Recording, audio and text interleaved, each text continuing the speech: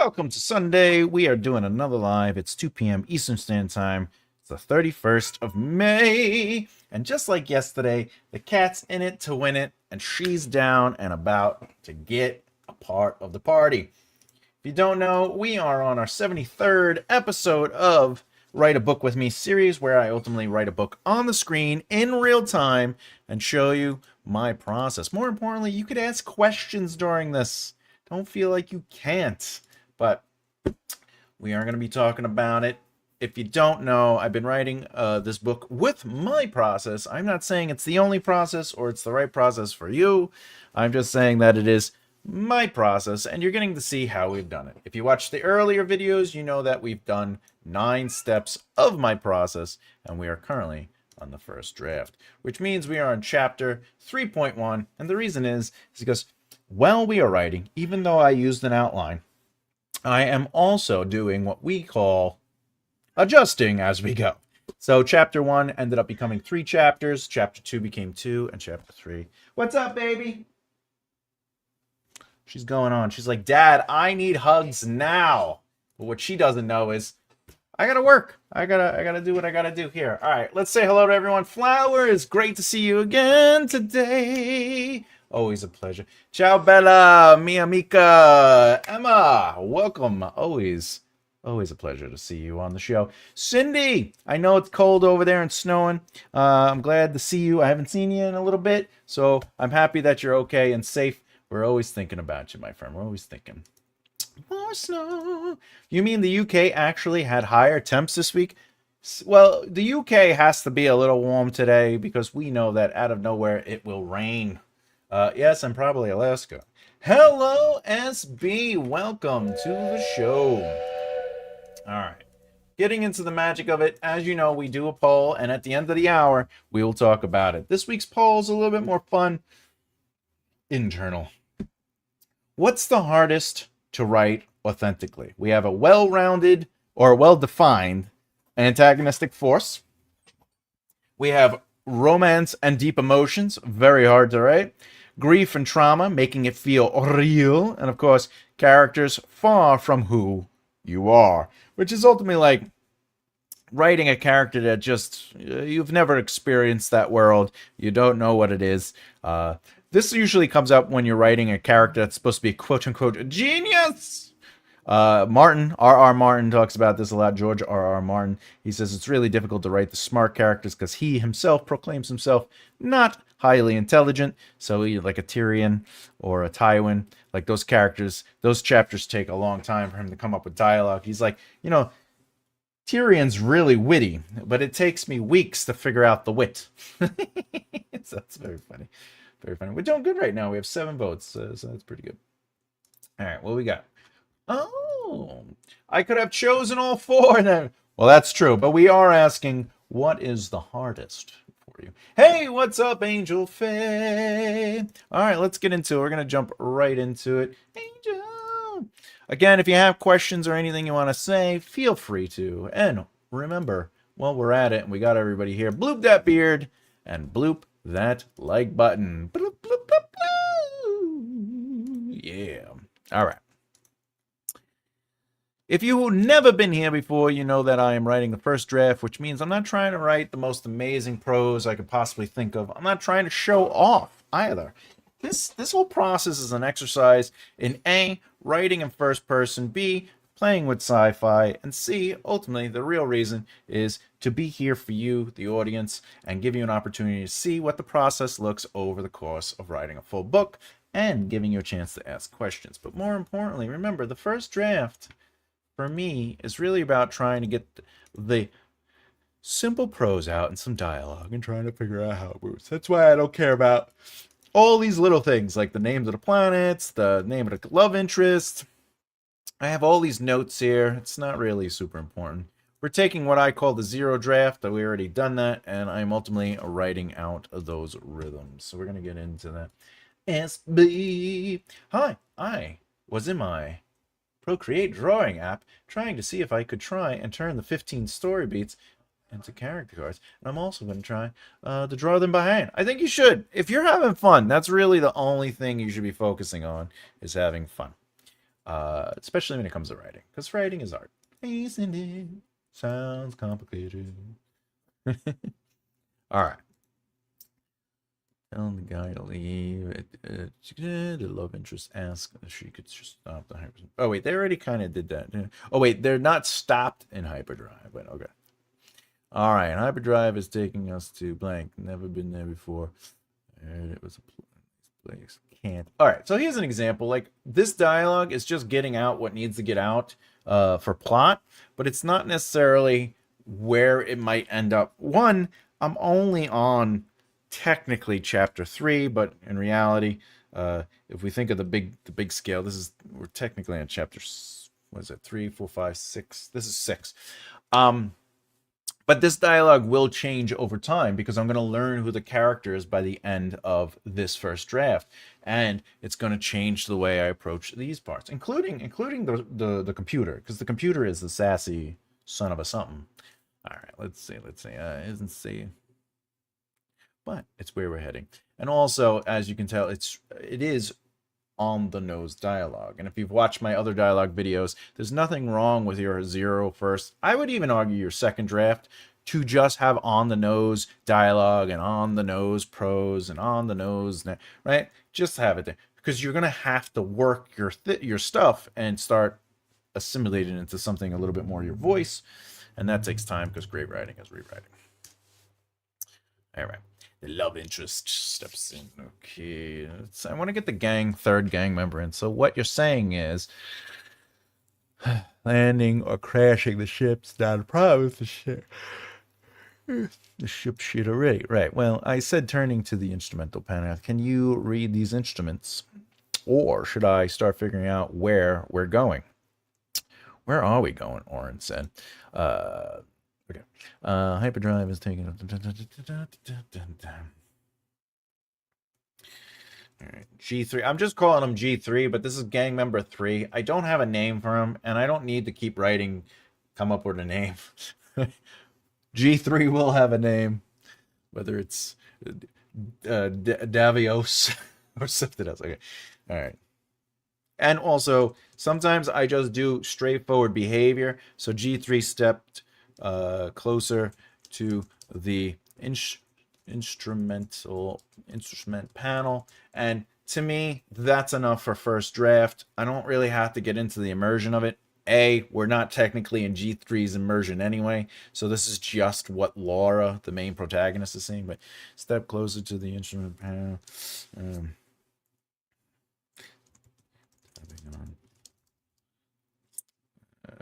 So the gauges. I spelled that terrible. Okay.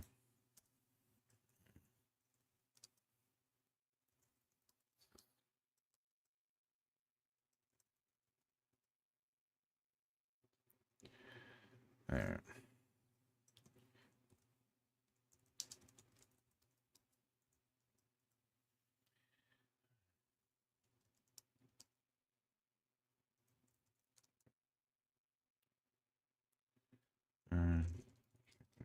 Felix, is that his name? I think his name is Felix. Felix. Yeah, Felix. Felix.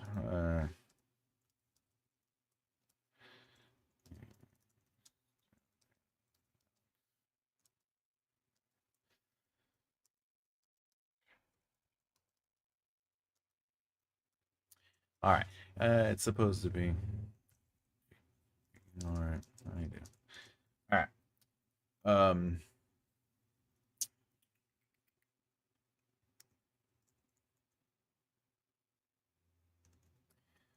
right. Where?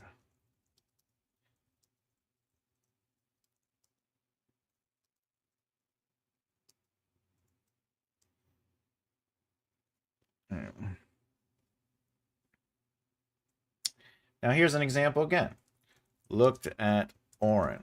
Now the reason I'm writing this isn't because I would use looked in the final product, but what I'm doing for myself is so when I get closer and closer and closer to the final draft, I can start really understanding what the choreography of the scene is, and then maybe it'll give me a chance to go deeper into who these characters are and allow them to maybe do something more physical instead of just eye choreography. So it's okay to do that in your zero first, and again, I'd argue your second. I tried doing your cool method, but I struggle with the placeholders. My story relies on the mechanisms and consequences of the plot devices. Oh, well, first of all, thank you for trying it. That's fantastic. And also, thanks for coming here and checking us out and watching it. Um, I think I say it often on this show where it's like, whatever works for you, definitely approach it that way. Try to do what you can.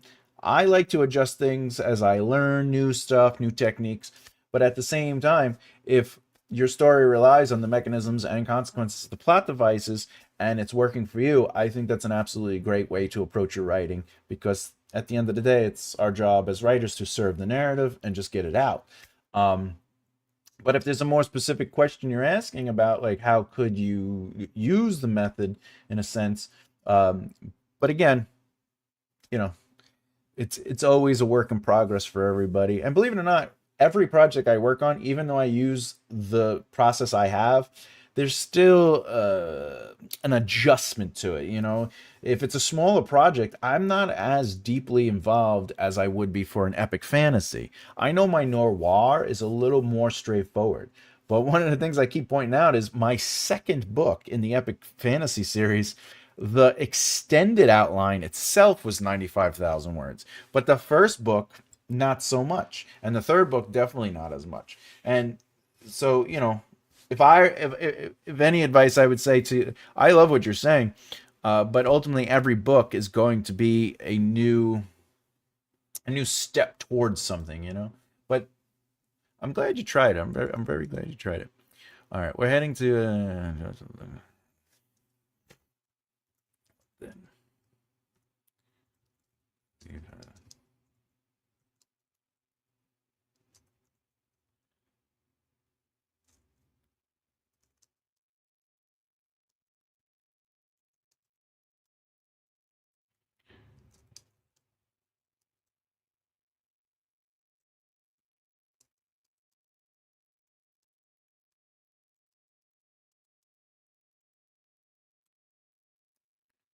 All right, so now I want to. Okay, okay.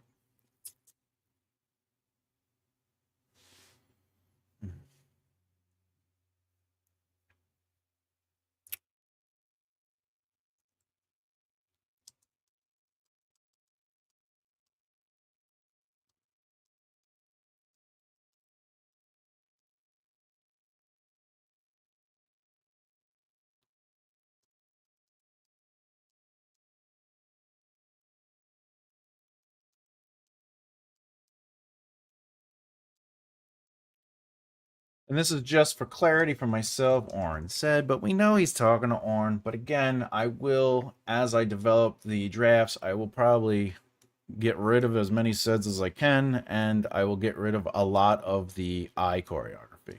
But I don't really care about that right now.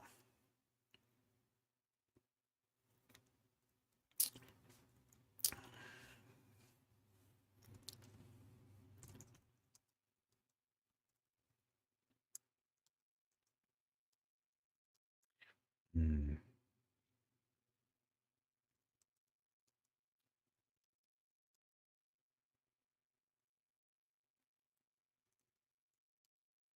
Just call it done.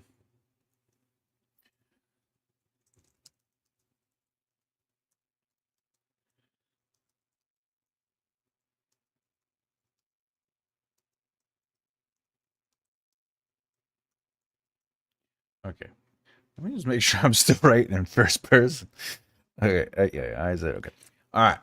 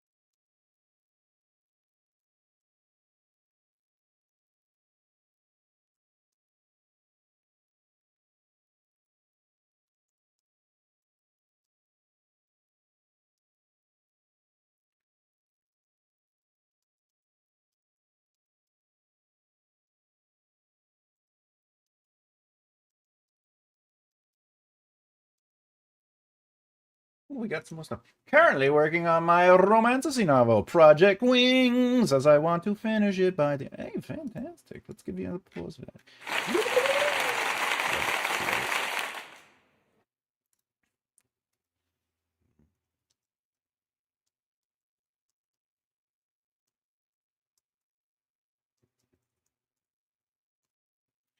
All right. Okay. Boop, boop, boop, boop, boop. All right.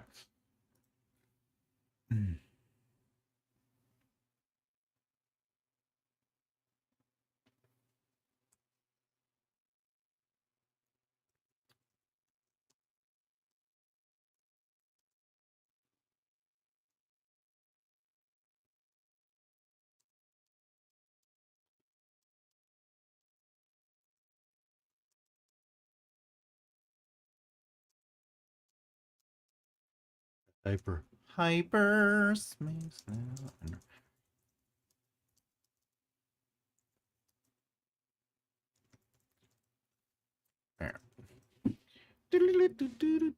just trying to get through the beats. Just trying to get through the beats.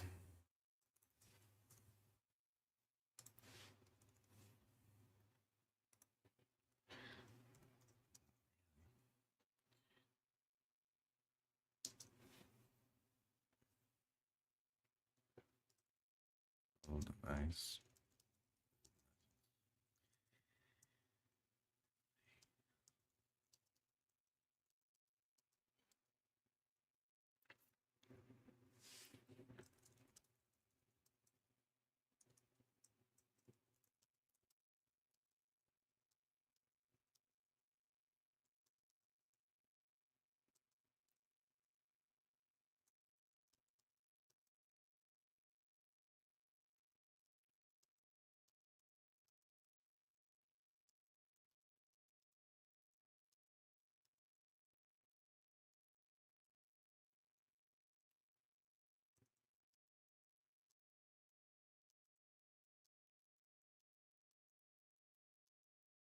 All right. So here's an example of like how my brain is thinking. This for a first draft is fine. It's also abstract. You know, the love interest stopped Oren from speaking. All right, but how, right? So when I get to the second draft, if I'm going to play with it a little bit more and I want to know sort of like how I can play with these characters, maybe, you know, he puts his hand, he's, you know, I would have Oren, like if I really wanted to get into it, but I'm just trying to get through the scene, but he could be like, listen, yeah. Or, you know, love interest. Place his hand on Oren's shoulder. There you go.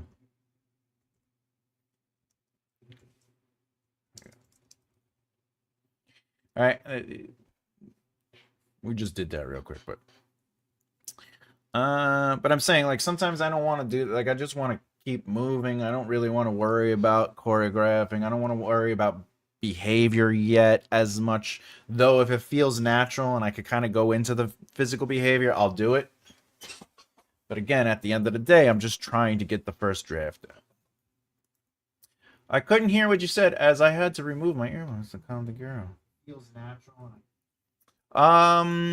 It depends. What do you ask me to repeat? Because I did say a lot, and I know the video is whatchamacallit, lags behind. But ultimately, what I'm saying is, uh, I don't mind just sticking with straightforward choreographing a scene. You know, like this character does that. This character looks here. This character stopped another character from talking. Like I don't mind just writing that in a first draft or a zero draft. All right. Hmm.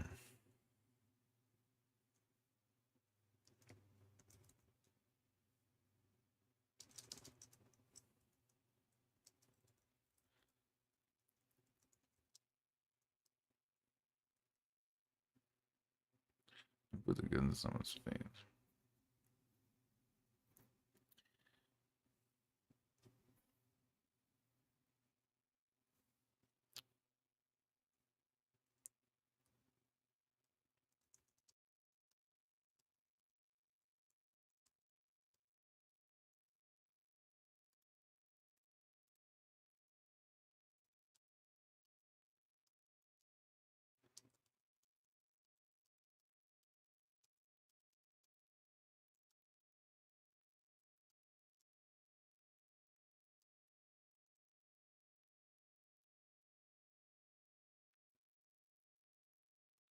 Man. I meant to what you said about what I wrote. Oh, I was just applauding you. I was like, yay. I was like, it's good, good, good.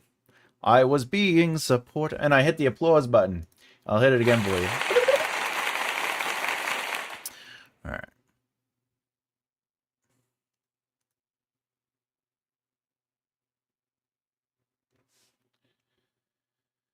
All right, but yes, they're random.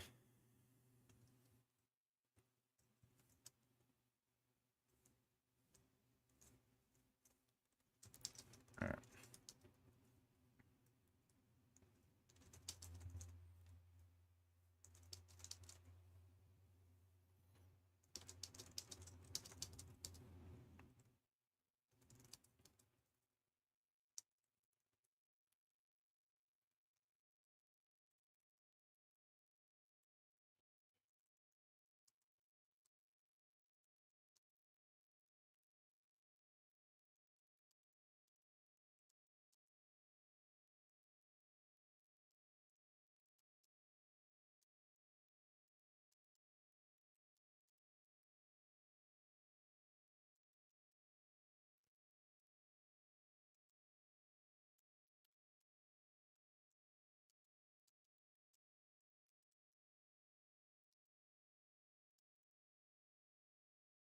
Uh,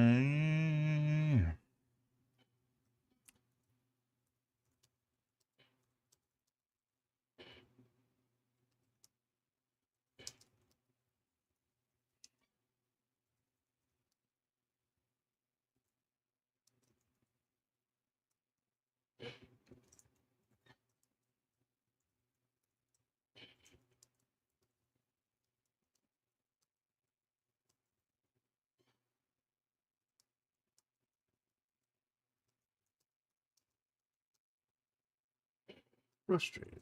Now, here is some more inside brain working.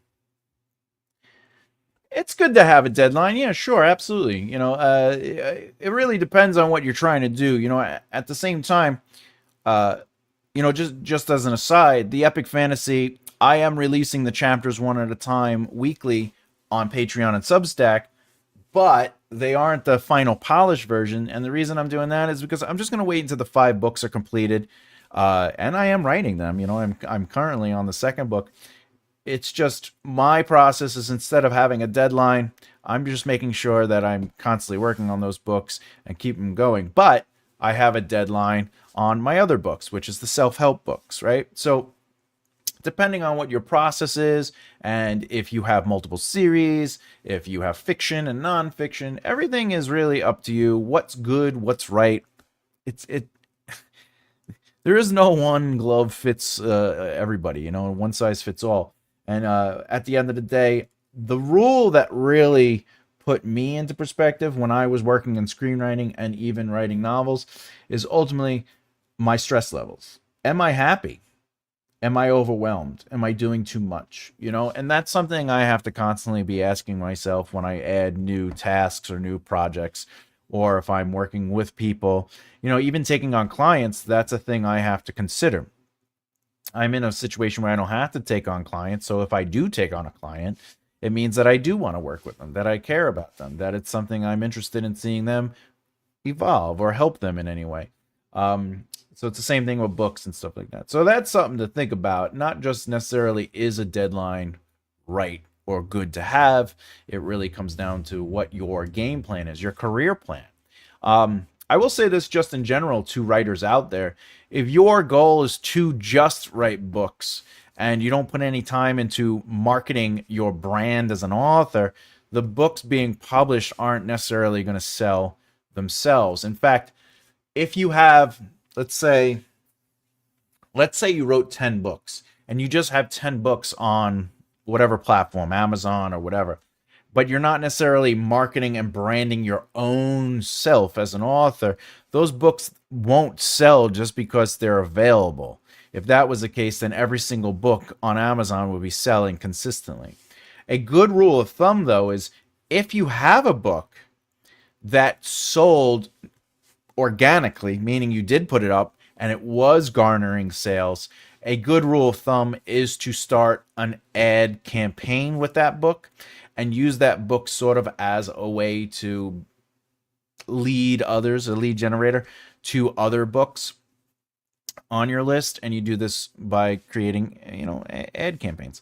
But if you're not getting press, if you're not getting out there and doing podcasts, if you're not trying to get on local radio, if you're not trying to establish yourself as an expertise or an expert in your field, and what does that mean? It doesn't mean you have to be teaching people how to write, but if you write romance, you should be talking about romance on your social media. You should have something on your website that shows that you have an expertise in romance. Maybe it's a blog, a monthly blog, if you can't handle a weekly.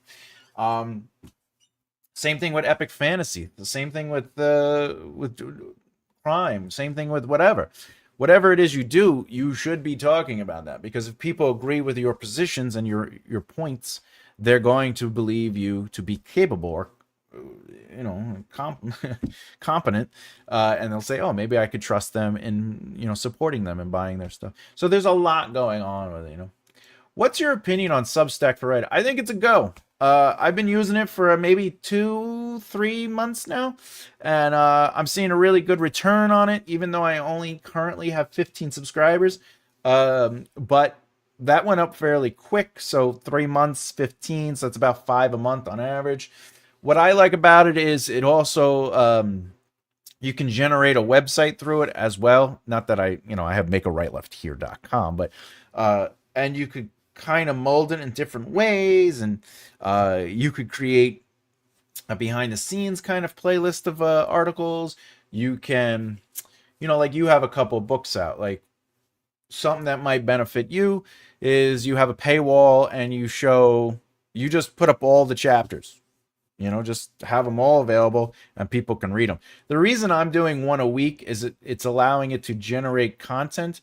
And also, if you post everything once, it becomes stagnant. And if it becomes stagnant, then you're not being seen on what's like basically it's like a Twitter feed, but it's Substack. So there's Substack, your website kind of thing, and then there's Substack, like sort of like a conversational feed. And by allowing your post to go up once a week, it's allowing people to be reminded of your stuff. So it's something to think about. Yeah, I think Substack's good. And there's Substack where people could just subscribe to you and they don't necessarily pay. Then there's like a monthly fee, and then there's like an annual fee, and then there's like a special like supporter fee, and that each of those you can offer different things, and etc.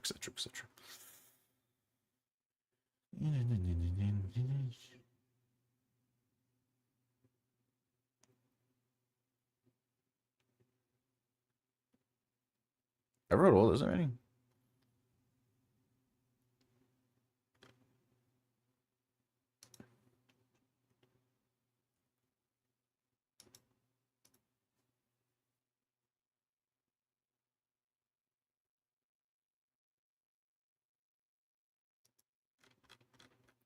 Oh wow. What was that? I wrote 400 words already? Jeez. All right. Good to dribble chapters if you dump all of it at one time and your readers have to wait too long for the next installment, you might lose people. Yeah, that I agree. That's why I like doing that's another reason that the chapter per week is nice. And the first book is like what is it? It's 78 chapters, Death of a King, but it has the prologue and the epilogue, so it's 80. The Noir right now is looking like it's going to be 45 to 50, but I'm still kind of writing out Act 2 and 3. So like I'm doing here, sometimes chapters split. So it is good. I do know that by the time the first book ends for the epic fantasy, that you'll definitely start getting chapters for the zero drafts for for the second book. The thing I'm going to do with the second book, though, is I'm going to do the zero drafts first.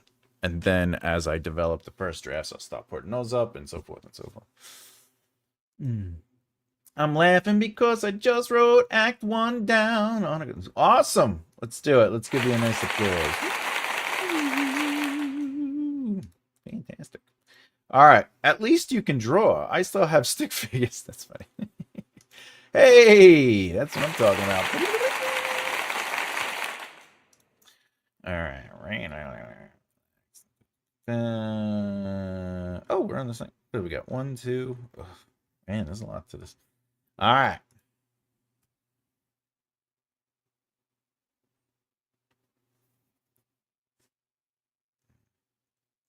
So here is an example. The ship's emergency alarms go off. That's all I really need for that little beat. Great.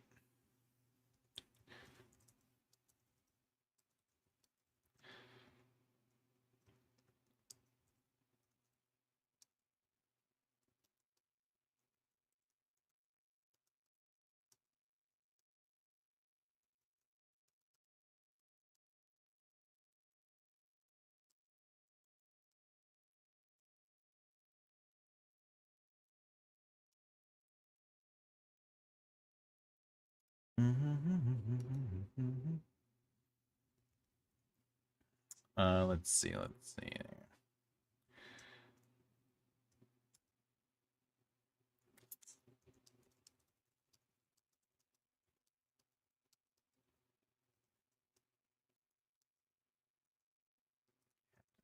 I think I'm going to do this because I like that. Yeah, if anyone watched the Rewrite the Great series yesterday, I like that in the Star Wars book they did anything over the intercoms. It was italicized within the dialogue. I kind of like that. In the epic fantasy, I have berserkers, and if a character is in berserker rage, what I'm going to do for the final polished version of the book is I'm going to stylize the words so they look, we know that it's somebody who's talking in berserker rage. I like that kind of stuff in books where like the experience of reading the book is also an influence and it's not just straightforward words. All right.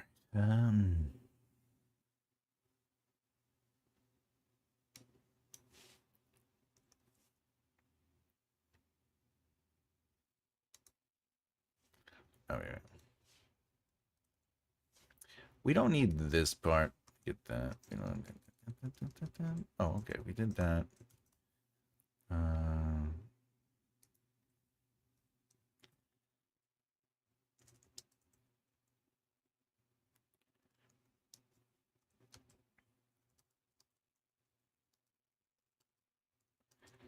How bad?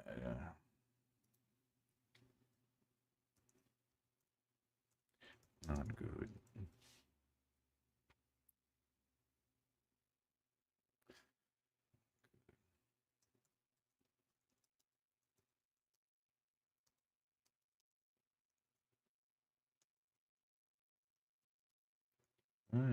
Oh, look, it's an emergency.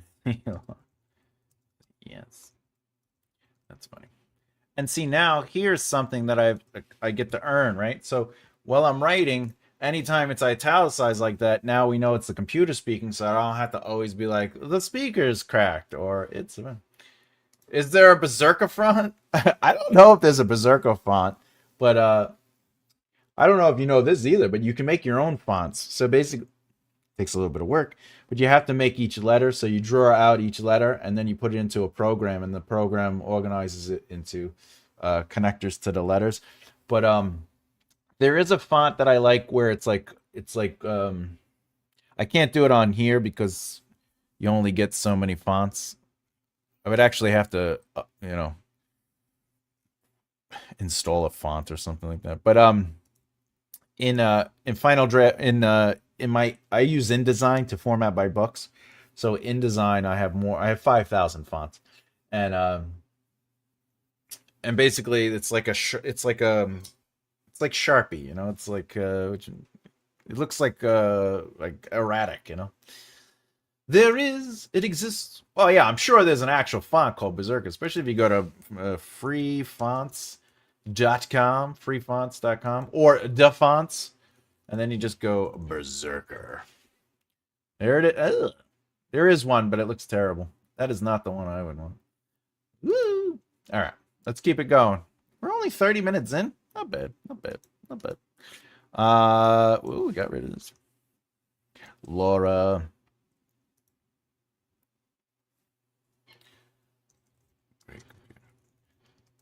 Could you?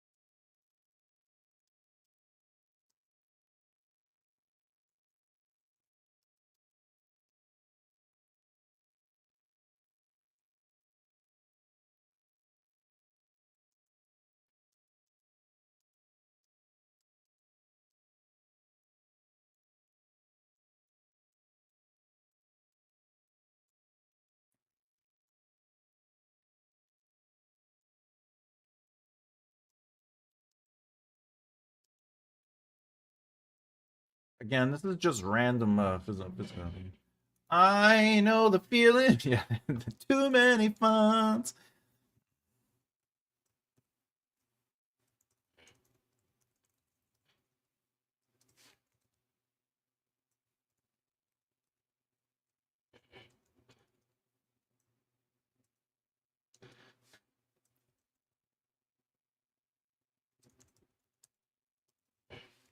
All right. Again, I'm just doing choreographing. I don't really. I'll get to that later. Okay. Laura something about integrity. We did that. All right.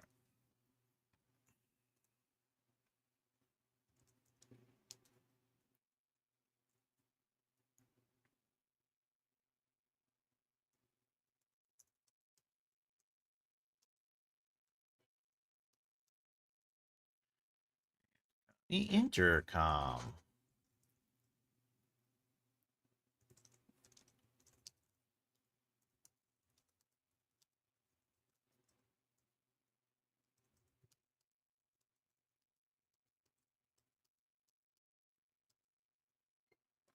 All right.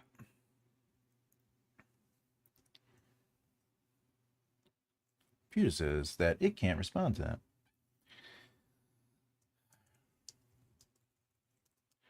Rudeness.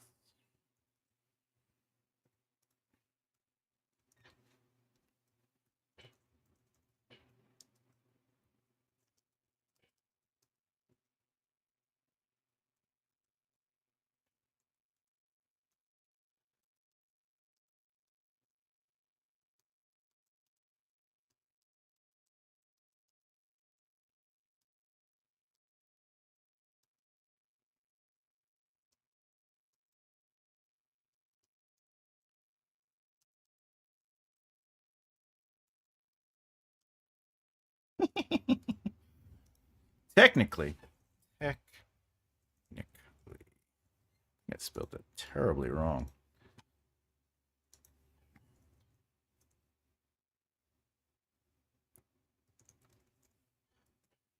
Technically.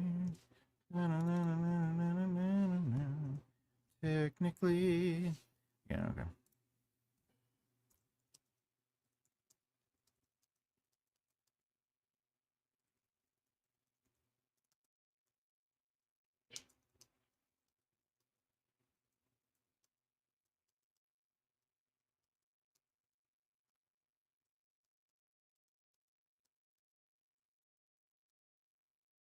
All right. Ooh, what do we got here? There's a YouTuber called Crazy K that I follow, and she has videos of herself dressing as her characters. That sounds awesome. What she's telling a story, and she's published 3 books. That's fantastic. Everyone go over there. All right. Don't do that. We need the computer. We're just getting.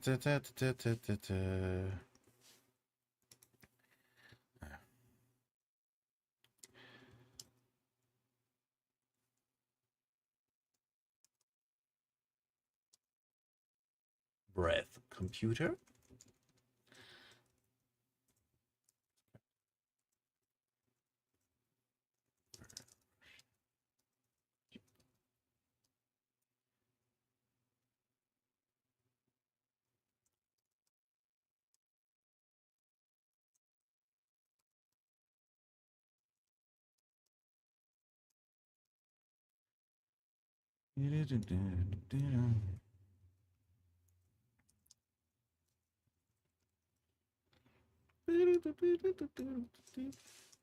All right. The speakers pumped and computer noises. We'll figure that out. Riddled out. Cracking. Computing. All right, that's all we need for that. Okay. Okay. Ooh, look at us. We're on the final beat. Oh, look, we're almost done with the scene. We're almost done with the chapter. Can we do it? Can we finish this chapter? Oh, let's see. Let's see how we're doing on word count.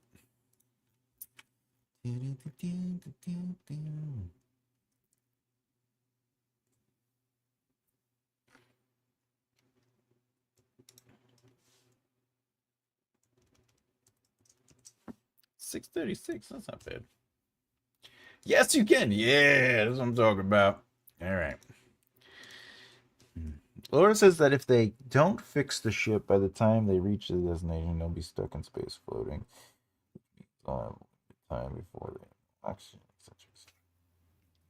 All right. Well. All right.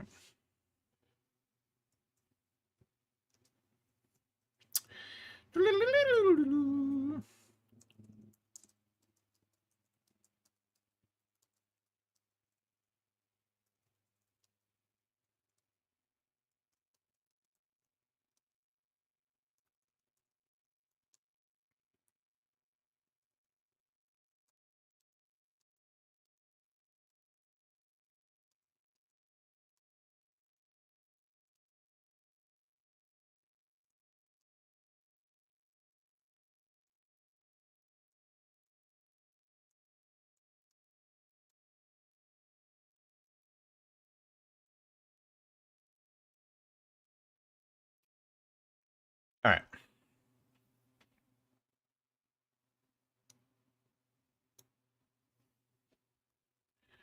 Why don't we just skip a lot of the back and forth, and then we could just have.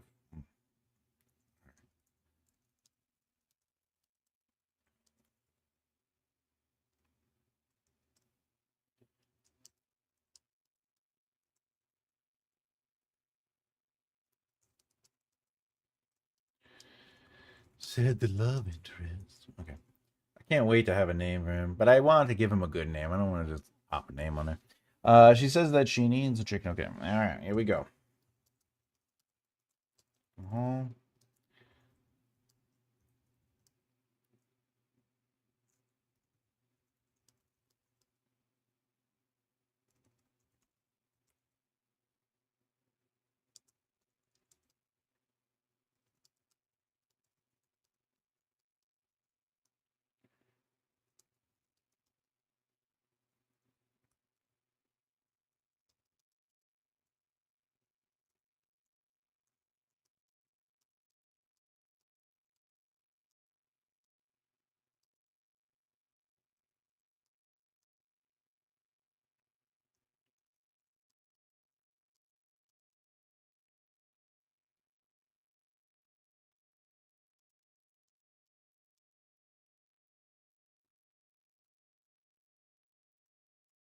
What am I doing? I don't need to do that. All right.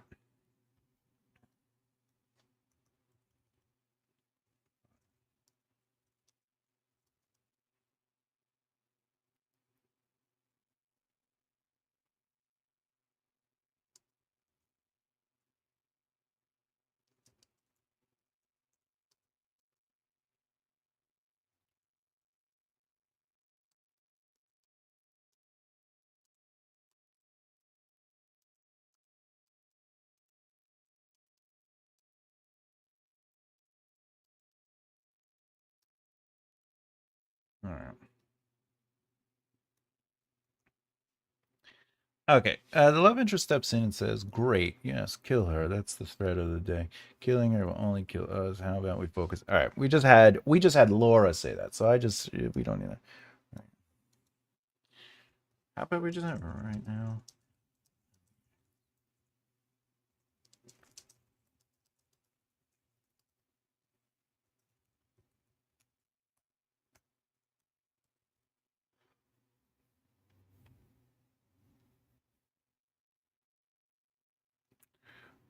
this line.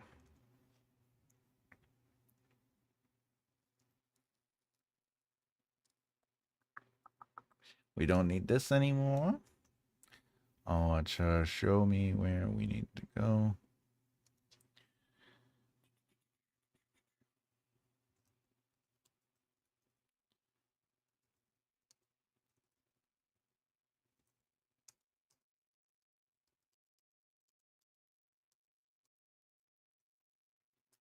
Tell me what you need to do, and I'll do it.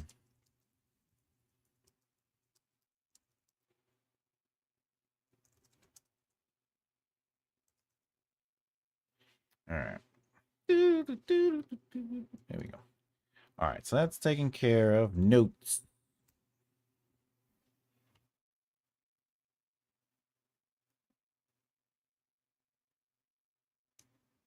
Oh yeah, I have to start. I'm gonna leave that note in there, but all right. So let's see. Look at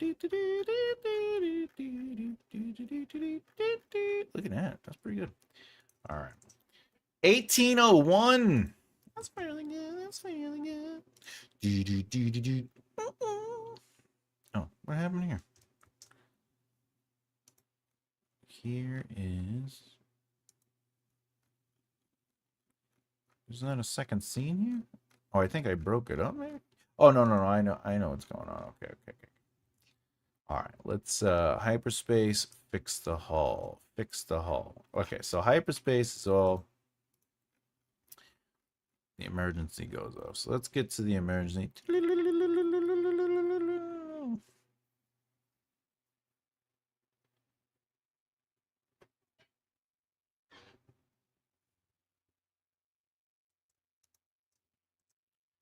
$14.14. Nice. All right, so that means the rest of this is 387. There you go, 1801. All right. The notes I made yesterday on the outline plan,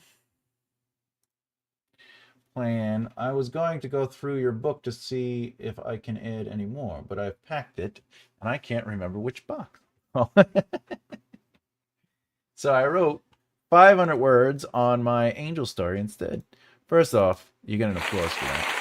Fantastic work on the word count. Second of all, yesterday on the outline, I was going to go through your book to see if I can add any more. Yeah, you could always add to your outlining. You know what I'm saying? You know, especially as you're working on your book. Depending on what project I'm working on, there are times I will just go back to the outline and just add what it is I wrote. But a lot of the times, I'll use the outline as the starting point with the short form. Then I add as much information as I can in the extended. I don't go overboard unless it's the second book of my epic fantasy. And then by the time I get to the zero draft, that's where I'm starting to ask questions. I write all the zero draft out, and then I add notes there. You don't always have to update your outline, to be fair, but you should have a notes sheet where you have chapter 1, 2, 3, 4, 5, 6, 7, 8, 9, 10. And in that, you would add the stuff you need to adjust or change, or any notes you want to, oh, I need to seed more of this plot point, stuff like that. So what I'm saying is don't go too crazy on like having to update your outline every single time you start working your book. Now, if you haven't started writing and you're still working on your outline, yeah, you could add as much or as little as you want to your short forms and your extended outlines. It is up to you. It is your process.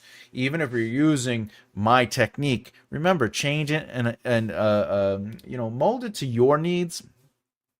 I can get very specific. I can get very lax. It really depends on the project. But at the end of the day, remember, it's going to be your process. All right, so we did good today. We I think I wrote 800 words, right? 700 words.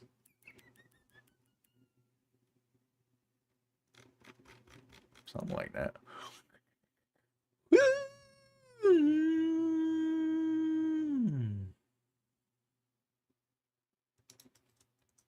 789. Yeah. Okay. All right, we got there.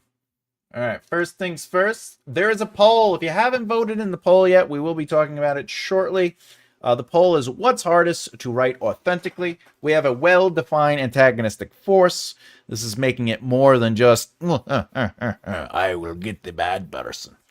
We have writing romance and deep emotions, which is always fun. And then, of course, grief, trauma, things like that, making it feel real. And then, of course, characters far from who you are. Before we jump into that, I just want to do my spiel. Hey! That's awesome. You're going to get another applause, my friend. If you didn't know, please subscribe to the channel. Subscribing to the channel, subscribe, like, and sharing this video absolutely helps grow the channel. We are kicking butt. I don't know if you know it yet, but we have just reached a milestone.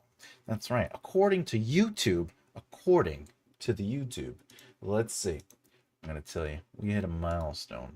Hey, hit that like button. Boop, boop, boop, boop, boop. Oh, good news is we lost a subscriber. So we are down one. But we're at 2,753 subscribers. That's pretty good. We're doing some good stuff there. I'm excited about that. I choose relating to characters. Not as easy as I thought to not sound like a single person. Oh, yes. Well, that's fair. That is very fair. Yeah, getting voices to sound different. Yay, subs! Getting voices to sound different is very difficult in writing, for sure. But to everybody out there, I got 5 paid memberships on YouTube. We're kicking some butt over on Patreon, and like I said on Substack, we are growing every day. So thank you very much for that, everybody. The analytics are going up. As far as watch time, I don't know if you know this, but this month alone, we got 543 watch hours. That's not because of me. That's because of you guys. Last month, we had hit 674. I think this month, we're probably going to hit 600. But either way, we're all kicking butt. This is all because of us.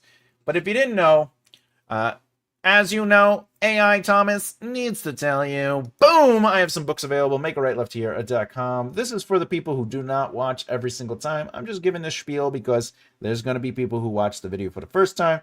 If you didn't know, that's right. I do have more than 3 books, but I have a book on explaining what narrative is and how narrative moves. And of course, the second half of the book is all about outlining and showing you real-time examples. More importantly, if you like epic fantasy, you can subscribe to my Patreon, The Scribe, and you'll get to read this book as well as the Noir book. But also, if you go to Substack, you can subscribe to Substack.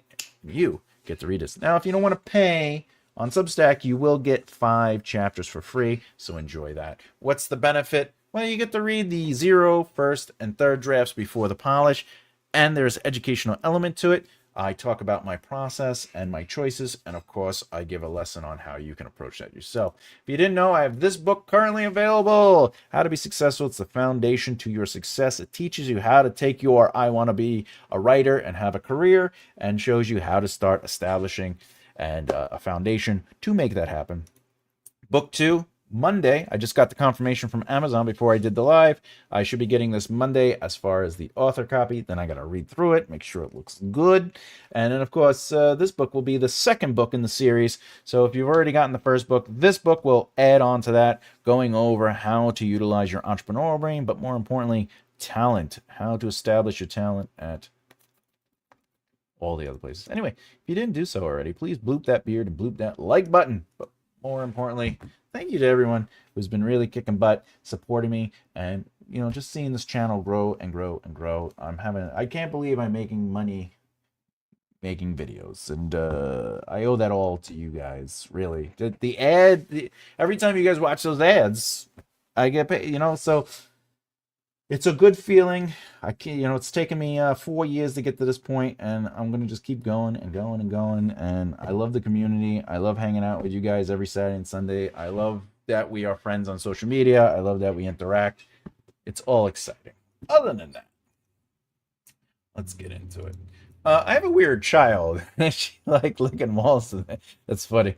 Well, I'm 48, and I also like licking walls, so it's not that too weird. It's summertime. Those hours might droop as people spend time outside. Well, that's true. That's why I have to find more fans in Alaska or Antarctica. I mean. All right. With that said, let's talk about the poll real quick. What's hardest to write authentically? Again, if you haven't voted already, feel free to jump in and hit those votes. Let's talk about them each. 9% in last place. We have grief, trauma, making it feel real. Can I really talk about this a little bit? Yeah, I think there is, if you've lost somebody, you've felt grief. If you've dealt with extreme things, you definitely felt trauma. But the idea of writing those things in a way that isn't just a mirror experience of yourself, but putting them through the characters, that is really, I think this is a tough poll in my opinion, because like, which one would I pick, right? Um, but I think when it comes to grief and trauma, one of the hardest things that I feel comes out of it is, if you obviously you follow, so you know my story. I lost both my parents. I literally lost my dogs a couple months after I had to bury my father. uh grief is tough, but even in Death of a King, there are elements of grief and trauma, and I definitely deal with trauma. But what I experience can't be what those characters experience, because everybody is uniquely different, and I think that's an interesting and beautiful thing to explore in writing. It's one of the reasons I even love writing, is because I get to play with character minds. I get to play with emotions. I get to kind of examine the world through these different lenses, even though at the end of the day, everything is framed through my lens of life and experience. It's also nice to sort of say, hey, what's going on with these characters? So that's a fun little play on that. The card. I looked the images up and found the colors. That's awesome, Cassidy. I'm so happy for you. It's really good when you're able to express yourself through that art. Keep it up. Keep it up. In Substack, can I release 5 free chapters from a published book and leave a link to them? Yes, you can. You can do anything you want in that aspect. All the posts I release, at the bottom of the post has all the buy stuff, has all the call to actions. I find it hard to start writing about grief, but once I get past that, I find it difficult to stop. But the words flow so quickly. I mean, that's fair to say, because once you start playing with those emotions and you open up those floodgates, the things we feel, emotion is a very powerful thing, and as you let it out, as you open it up a little bit, like it just flows out. So I can accept that as definitely something that does happen. All right, let's keep it going. 18, romance and deep emotions. You know, in acting, this is, if you don't know, I was an actor, a screenwriter, a producer, playwright, right? So it would be awesome if I could try and see if I could find those cards. It would be awesome, and I'd be happy for you, my friend. I'd be super happy for you. When it comes to like romance and deep emotion, one of the things we talk about a lot of it, like especially in stage plays and performance, and when I'm writing, I'm trying to get into the characters, right? Because like, who are they and what are they saying and why are they saying? So flirting,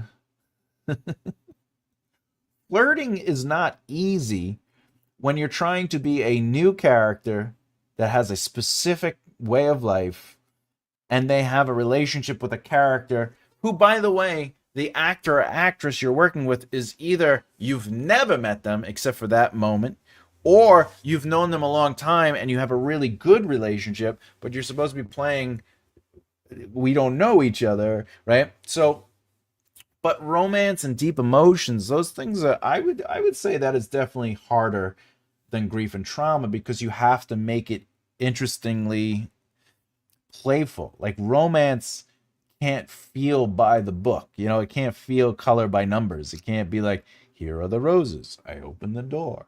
I whatever, right? It has to, like, the character's chemistry needs to be present on the page, and that's definitely something that's fantastically difficult. Third place is a well-defined antagonistic force. I don't know about you, but anytime I'm reading a book and like the antagonistic force in that book, whether it be like the best friend or an internal or an external or the world is ending, like if it feels like it's just there to be an antagonistic force, it really takes me out of the experience. I think that's why I ended up liking Game of Thrones, the television show, the first 5 seasons, is because there is like season one has a direct antagonistic force in Cersei, um, Lannister. But what I like is that there's so many variations to that antagonistic force that every character is dealing with their sort of own. And that is like the approach I enjoy when I'm writing epic fantasy. However, in the noir, there's the there's still the main case, right? Because in noir, a crime, you need like the case, right? So there's that as the antagonistic force, keeping the character from solving the case, right? Like what we got to find the next clue. But then you have like the station politics, right? So the character in the first noir is they're a new detective, and there's like that's an antagonistic force. So to make all those things feel real, I think is definitely, I think it's earned its place as a second. And then of course, characters far from who you are. Yeah, this is an interesting one. I think this is probably the one I would pick too. Because if you're writing, like even if you're writing like a bear, like an animal that has a personality, that has, because it's not just the I want to eat things. The bear has positions technically, right? But also if the bear talks, because we're, Bambi talks, right? Animals talk, yeah. Bambi talks, Thumper talks, Goofy talks, Mickey Mouse talks.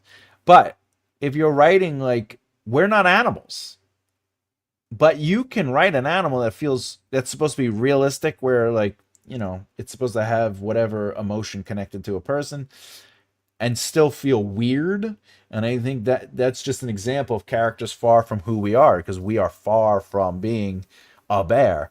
But you can get even more close to that, which is, I have a friend who is from India. He grew up here. His parents are from India, and he's, from India. And the way he talks about society over there, and like when they go visit family, versus like how it is here, like it's difficult to see that understanding. Or I have friends from South Africa, and they talk about how in South Africa, all the businesses, you have to lock the doors, and people have to knock on the doors to come into businesses, and there's a lot of theft there, and like almost everybody has weapons or a gun. And just listening to someone talk about where they're from and what they dealt with for 40 years or whatever it was, and then me trying to relate to that, where I'm in a nice little area where I could technically just leave my doors unlocked. Not as safe as Canada, where you could just leave your doors locked. Welcome. But that is the part that I think is difficult, is the experience of because we have to take our biases out of what we think something is if we're going to write it authentically. So yeah, I would say that would be my pick too. Oh, we got 12 votes. All right, so 42% for characters far from who you are, and there's no wrong answer. So this was a good. I like this poll.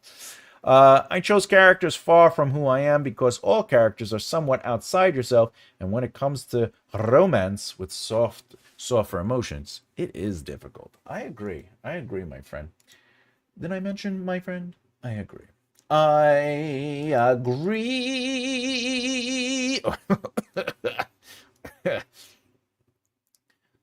All right. So that's it. Oh, you know what it is? Let's get into answering questions from the audience. While we're doing that, let me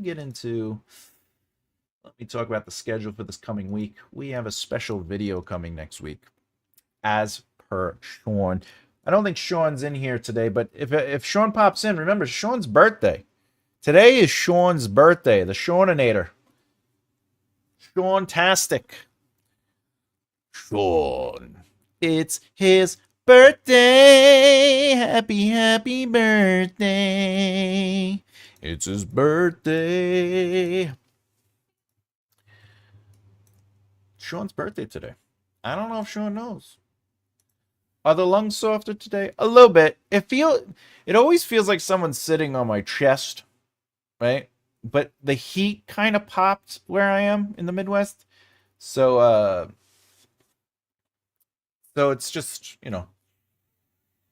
getting that whew, getting that in. Like, I feel lightheaded when I do that. And I'm not supposed to. That's my point. All right. Happy birthday, Sean. All right, if you didn't know, next week I am going to be doing a video on Wednesday. It'll be the plot point 22, so it'll be focused on that. Then we have an interview. It's a long interview. It ended up being 2 hours. We started talking about philosophy and religion and all these other things. He's a musician, but he writes like his own sketch comedy for his YouTube channel. It became a very interesting conversation. Matthew Weiss will be the podcast episode. Then Saturday, I feel bad Sean's not here. Sean suggested I edit and talk through a few hundred words of his, and he gave me permission. He says, "Hey, will you do this live? You could tear it apart all you want. Don't feel like you have to compliment it." And I said, "All right, if you're comfortable with that, because I will edit it. I will absolutely." So I'm gonna analyze a thing in real time and edit it, and talk, and and notate things that would definitely affect it. And of course, Sunday will be the 74th episode of Write a Book with Me, and we are moving on to another chapter. So, right, where are we? We're on chapter 3.2. 3.2. So what is that? 3, 4, 5, 6, 7. We're gonna be on chapter 7, basically. We're kicking some butt. Hey, May babies, what's up, Laura? Laura. It's Laura. What's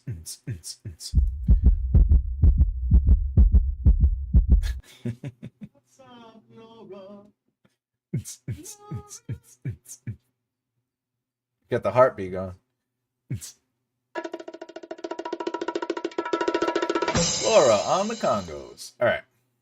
Sean is a brave man. Sean is a brave man. Look, it's just it'll be fun. It will be fun. I'm never mean, but I will be.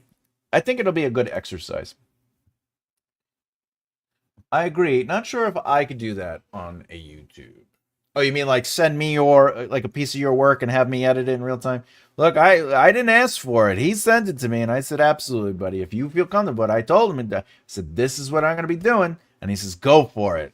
And I was like, all right, I'm going to go for it.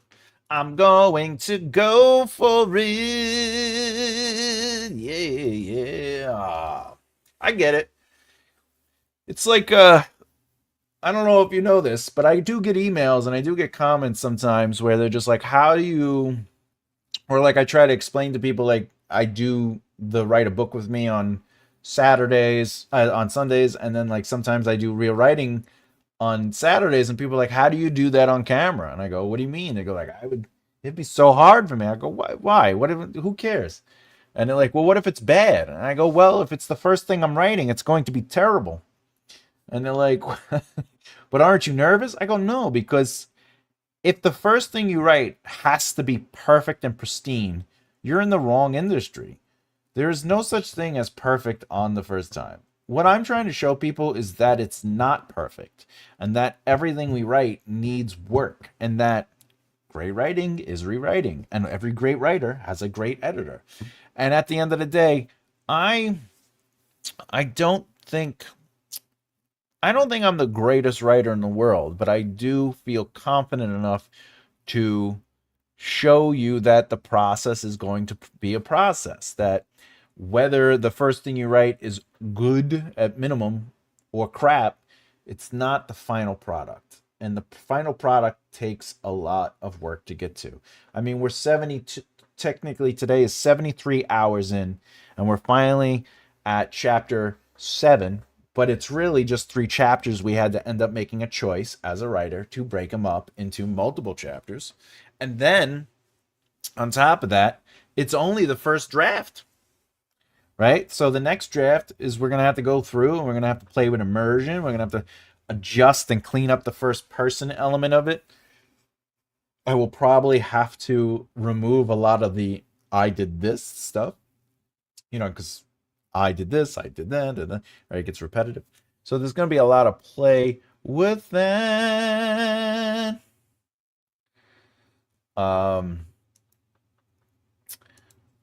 So yeah, but I can understand the anxiety. It's like, somebody sees it. I remember when I first started writing, though, way back in the day, like I was scared to show people my work and then them critique it. And now, because I worked in the industry so long, you want the critique because the only thing that can happen is that it guides you or directs you on the work. But here's the other thing. Like, let's say you have beta readers or you have one beta reader. If you have one beta reader and they give you feedback, you can't make a choice on that. The most you could do is listen, pay attention, and look at it and go, whatever. The other thing is having a beta reader who is ultimately like, oh, what would be cool if this happens? Or you should really go deeper into this, right? Go deeper into immersion, or you should have more sex in your book. And now you're writing a book that is for their entertainment. Like, your book is being molded and adjusted so they can enjoy it. And now you're no longer writing your book, you're writing a book for them. So that's bad. So those are things you have to learn to be like, thank you for your input. I will put it into consideration, right? But if you have like 5 or 6 beta readers, that starts looking good. And the reason is because the majority rules. So if you have 6 and 4 people are saying something feels off, then that's definitely going to help you more than if one person or 2 people are just like, I don't like this. The other thing is you're looking for, what is that quote? Comes to writing critiques.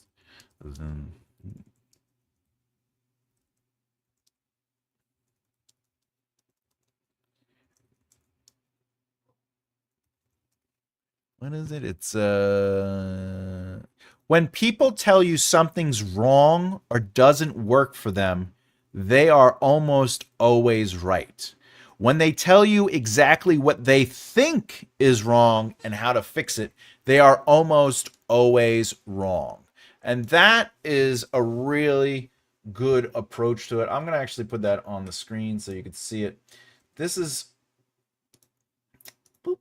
So when people tell you something's wrong or doesn't work for them as a beta reader, they are almost always right because it's broad and not specific, but it's also something is instinctually not feeling right to them.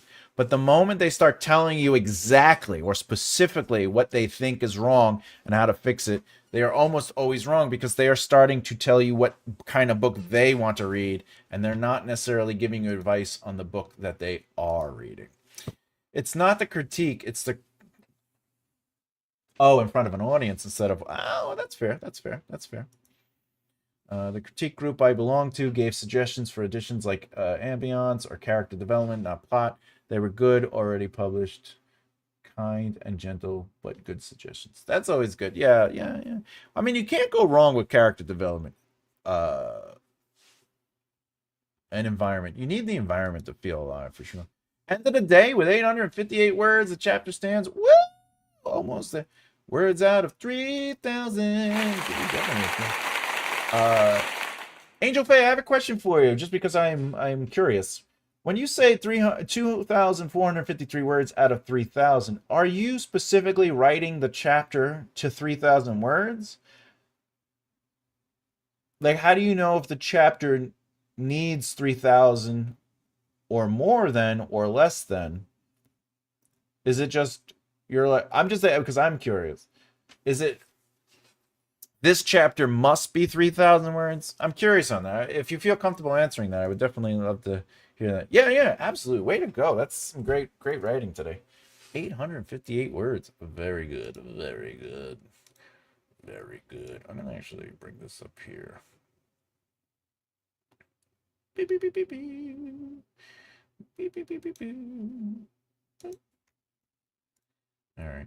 I put a target of 3,000, but always pass. Do you ever go under it? Do you ever get to a point where you're like, I feel like this chapter is done? And you're like, oh, I didn't reach my 3,000 words, but I feel like I've definitely, I feel like it's done.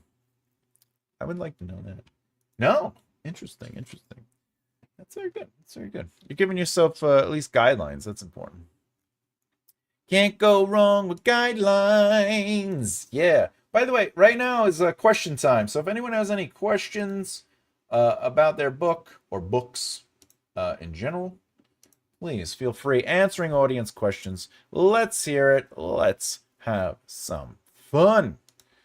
Unless you're like, hey, I want to go. It's Sunday. Let's get out of here. Let's leave now, bitches.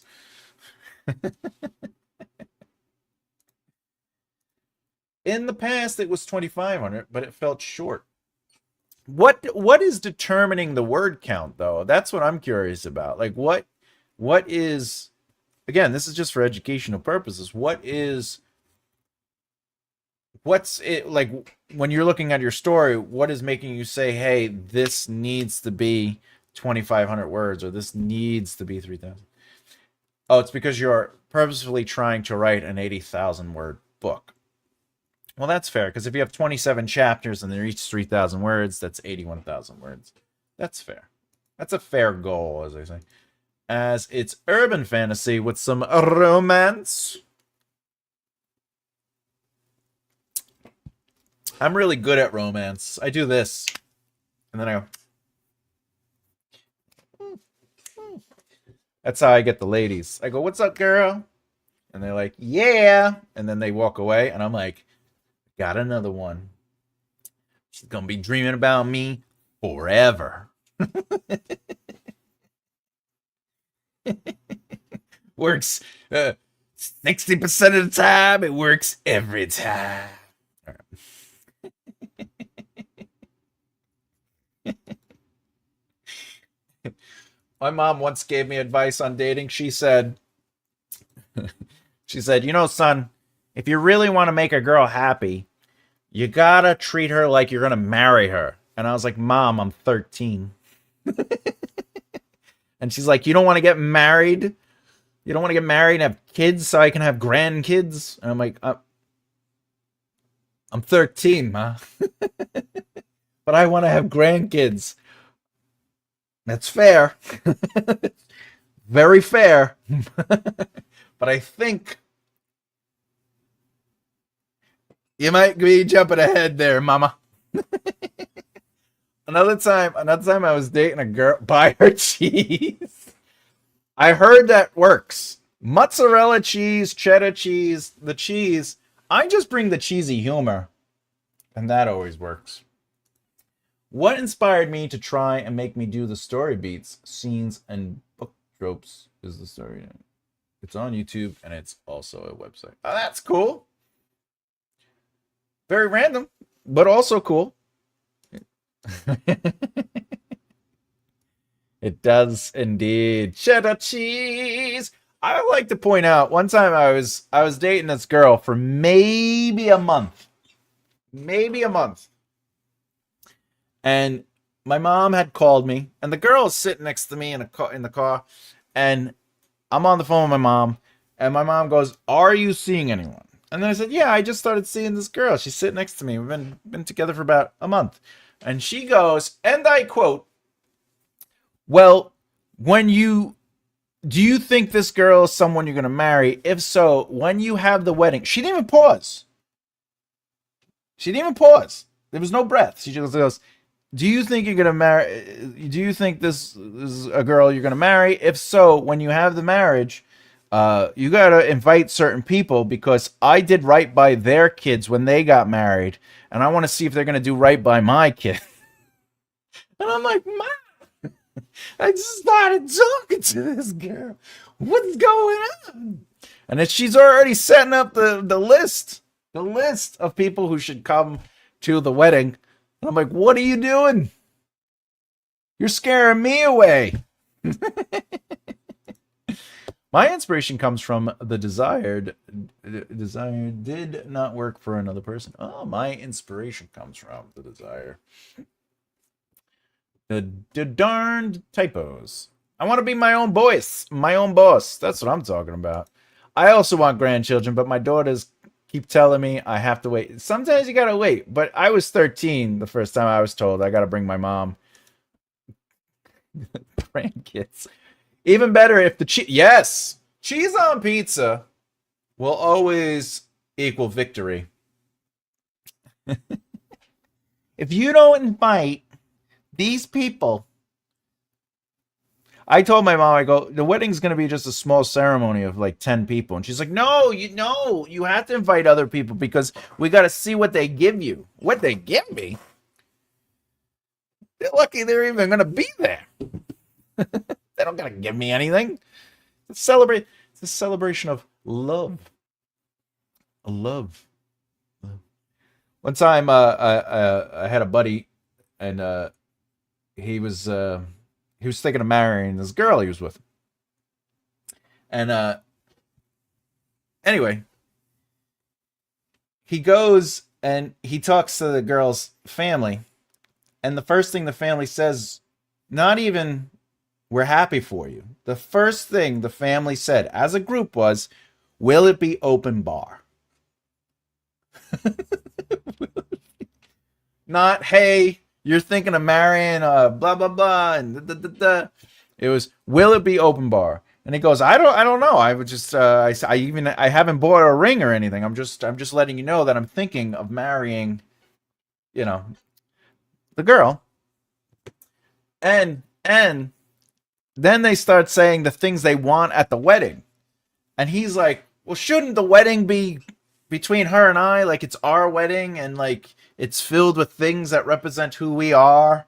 And the whole family's like, "Well, if we're paying for the wedding, we want it." And they're like, "All right, so if you're not paying for the wedding, we could do what we want with it." And they're like, "Well, no, we have to pay for the wedding because you know, it's our daughter, it's our sister, it's our blah, blah, right?" And though before he even bought a ring or even went through with it, they already were designing the wedding, and none of they. My friend and the girl wanted to have like a Renaissance wedding, in the woods, and like everybody kind of dressed, and it turned into being like a casino nightclub kind of. And the girl was like, "I always felt like you wanted to marry me," and this was like a couple of years later, and he's like, "I almost did." And she's like, "Why didn't you?" He's like, "Because our Renaissance wedding went from being something about love and us to a casino night and getting everyone drunk." And she's like, "Why didn't you ever tell me?" He's like, "Because it wasn't something I felt comfortable." Very funny. This was in Florida, by the way. Florida people. That's when it is justice of the peace time. Oh, anyway, romance. Am I right? Am I right, ladies? Romance. I'm just saying. Um, what is something? Here's a fun question. What is something that you feel every wedding should have? I'd love to hear your thoughts on that. Just one thing. You don't have to give me the whole rundown. Just one thing. You're like every wedding, and not the something blue, something new, and something old. Not that thing. Not a pence in the shoe or whatever. What is something that you feel makes a wedding? And other than there must be a groom, at least one groom or one or two grooms or a bride or two. I'm saying the wedding itself. Since we're not getting writing questions, I'm tossing the questions out there. I'm curious what everyone feels must be at a wedding. I would definitely like to hear this revelation. Mostly because I'm curious. I'm curious about these kind of things. I've never really, I don't really want to get married, so see what happens. See what happens.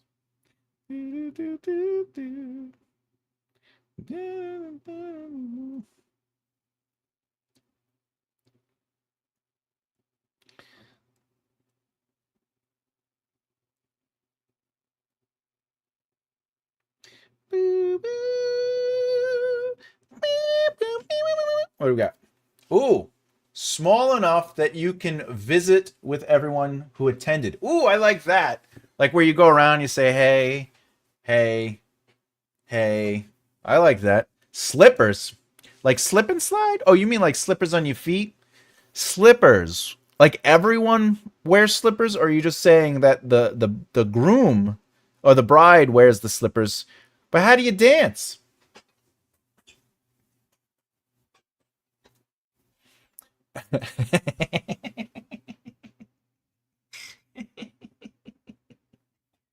absent absent in-laws. That's funny. See, shouldn't here's my thoughts. Here and please, I want some pushback or thoughts on this. But shouldn't the wedding be a gathering of people that A supported the relationship, B actually believe in romance and love and the prosperous nature of whatever it is you're doing, in this case, a union, right? Should it like, oh, we're getting married, so we got to invite our entire family and friends? I'm sort of with Cindy, up to like the fact that some in-laws on both sides are definitely worth bringing, but I think they should have some sort of like, like imagine I invite my one of my cousins who I haven't seen in like 20 years. Like, why would I invite that cousin? Like they had no integral part in my life. You know what I'm saying? Like it should just be about. And if that ends up being three people, it ends up being three people. I don't know. Am I thinking crazy with that? Where it should the guests should be those that are involved in your life and represent sort of like. Now I'm obviously 48, so my grandparents and stuff are dead. But if like your parents weren't necessarily for the relationship, or your you never see your grandparents. Like why? I don't know. Maybe I'm overthinking it. Yes, everyone whose feet are sore at the end of the night. Oh, all right, all right. But when you're dancing, you're gonna flip, flip, flip, flip, flip, flip, flip, flip, flip, flip, flip. Where no one can say went home hungry. Ooh, I like that. I like that. I like to make sure everybody eats. Your guests should be anyone who want to include in the celebration of your happiness. Well, that's what I'm saying. Like, the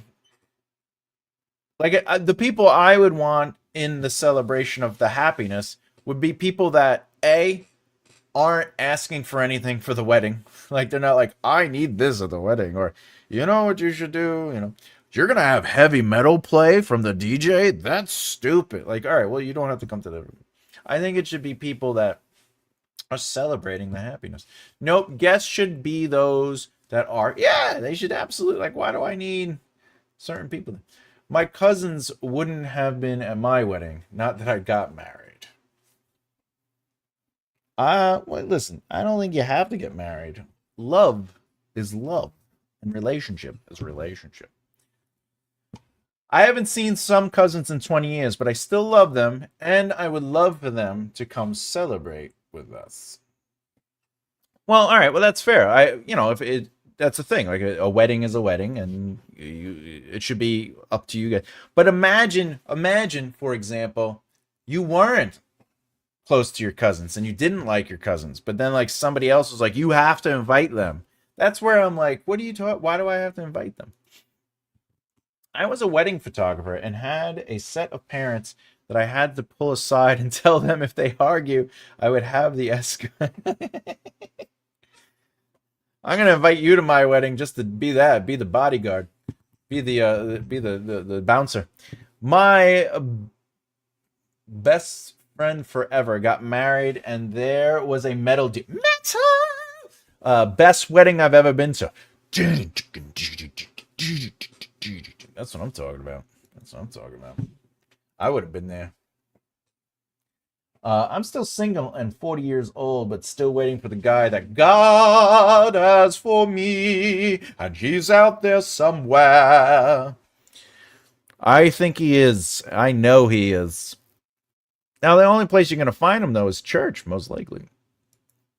All right, what we got here? If I had to pay $50 to $100 for a fake, I might reconsider. That's fair. That's very fair. That's very fair. I'd be like, Uncle Jim. I don't think we need him here. There's $100. Don't mind playing the heavy. Have done that a couple times with friends, kids, and their parents. Metal. I did my wedding for $5K and fed 80 people. What I like to do is I just go to other people's weddings, and then as soon as they leave, you know, I would run up there with the girl and be like, "Hey, priests, real quick, do you? Good. Do you? Good. Let's do the fast. Let's do the fast version. Do you? Good. Do you?" Marriage. Marriage is what brings us here together today. Marriage. Still the best movie ever. Marriage. Marriage is what brings us together today. Marriage, that blessed arrangement that dream within a dream, and love to love will follow you forever. So treasure your love. I would be very unhappy about feeding 80 people. Would you be unhappy because you have to feed 80 people? Is that what you're saying? I would be very unhappy about feeding 80 people. Are you saying you would like a wedding that is like 15 people, maybe 20 people?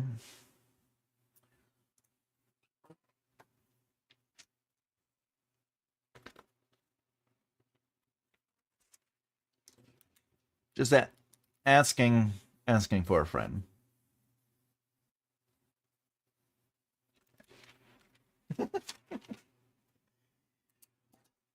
My way. Okay.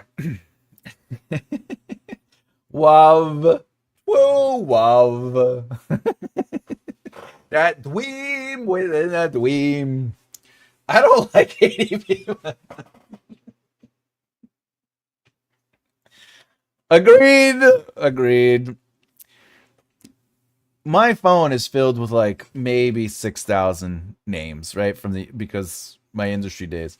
I talk to almost nobody on this phone.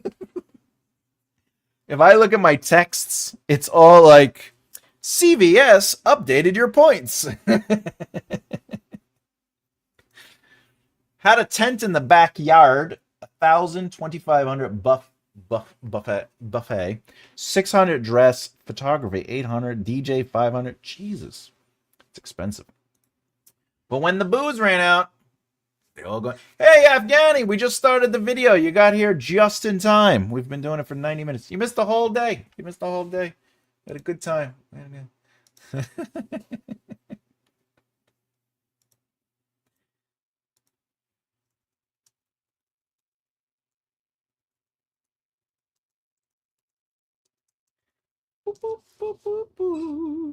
Did you know? Did you know? All right. Have you been here the whole time, Afghani? You're just dropping in to say hi. Be like, "Yo, what's up, kitty coos?" We're almost done anyway. Almost done. Okay. Oh! Oh! That's it. I don't think I have any other news. I don't think I have any. Do I have anything else? Do we have anything to talk about? Who's excited? Oh, what are we got here? Just arrived. Well, you arrived in style, as they say, sir. I have a coworker that keeps saying that him and his girlfriend are going to get married if they keep holding it off. And my other coworker is saying that they won't get married. I mean, if she's single, you let me know. Do the video. Oh, all right. So today, if you haven't been here before, we are on episode 73 of Write a Book with Me, from concept to completion. Today, we are working on chapter 3. Who here is excited to see Spider-Man Brand New Day? Anyone? Anyone? Anyone? Did anyone see Mortal Kombat? Don't ruin it for me. I haven't seen it yet. or He-Man, Masters of the Universe. I just want to know if you enjoyed it. Did you see Masters of the Universe and also Mortal Kombat 2? If so, did you enjoy it or not enjoy it? Don't ruin it. Hangman Valley. Oh, what's that? Hangman Valley. A movie? What is that? Oh, look at that. Didn't that already come out? Hangman 2017. Who's playing Spider-Man? Tom Holland. Mr. Tom Holland. But the Hulk is supposed to be in it. The Punisher's in it. It's a whole bunch of people. I have not seen any of those, but I am looking forward to all of those. They all look fun. I'll be honest, I'm excited about the Spider-Man Brand New Day. Not because whatever. Oh, it's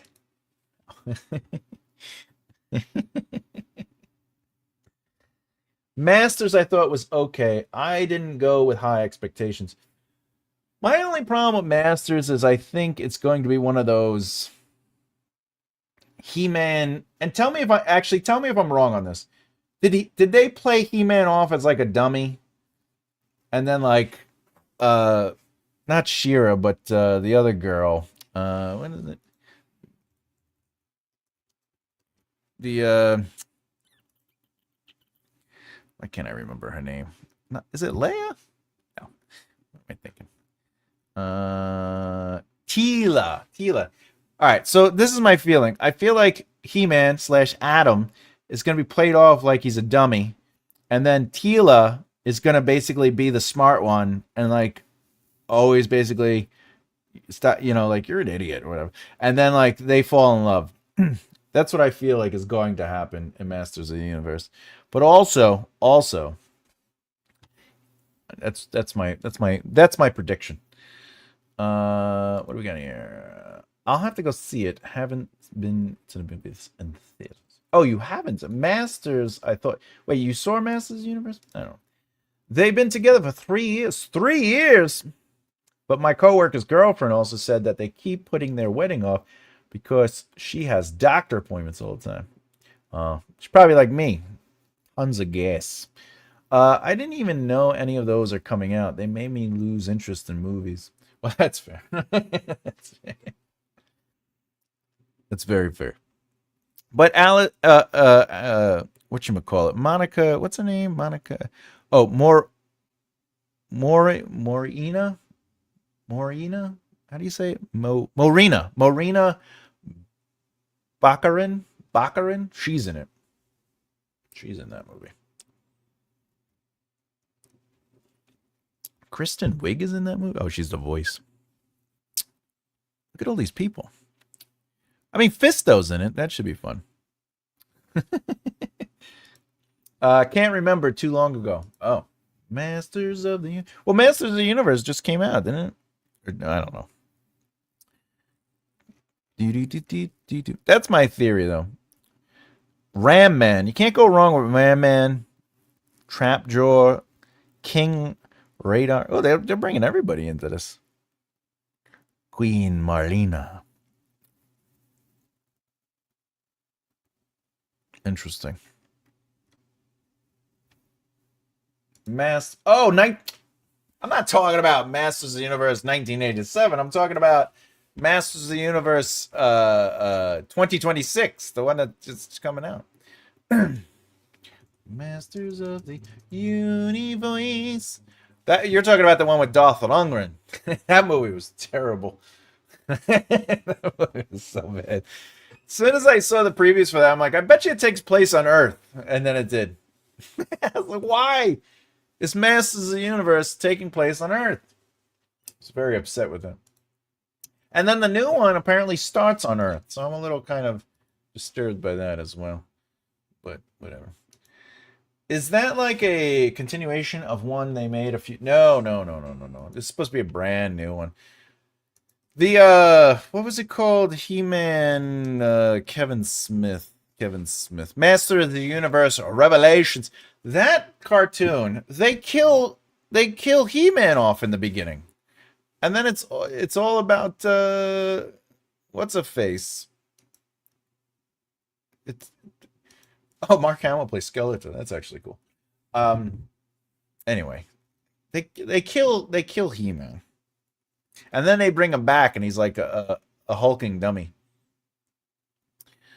Right? What is the big critiques? I don't think they're making any more seasons, right?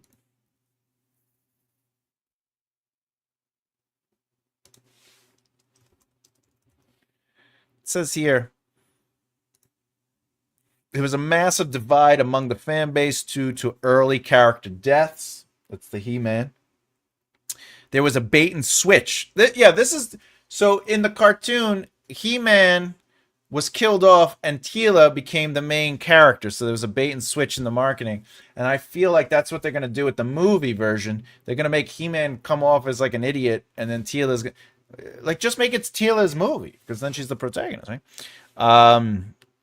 The show was heavily promoted in trailers as a He-Man continuation. However, at the very end of the first episode, He-Man is seemingly killed, even though they bring him back in the next season or whatever. And the rest of the season focuses on Teela trying to restore magic.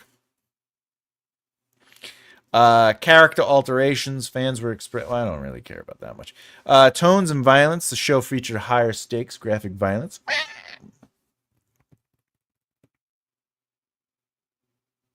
Yeah, that's stupid. Stupid. What am I missing here? Oh, it was, but corny enough to be terribly decent. Oh, I mean, it's a fun ride. It's, Courtney Cox is in it. Got to eat some popcorn. That's all I care about. Hollywood ruining. Yeah, they destroy everything. Remaking masters means they are desperate. I'll be in background. Got errands. I hear your editor is amazing. What else? They're only doing remakes. Fairly true. Completely creative background. There is something I read online about the issue with Hollywood is that TikTok and like social media, there are so many creators that are doing quality work on these shorts and vertical. They're called verticals in Hollywood. The verticals are doing well. That Hollywood is just like, well, these people have a massive fan base and are already making money. Why don't we just hire them, and then it'll be cheaper because we don't have to pay them the rates of, like, say, a Clint Eastwood, right?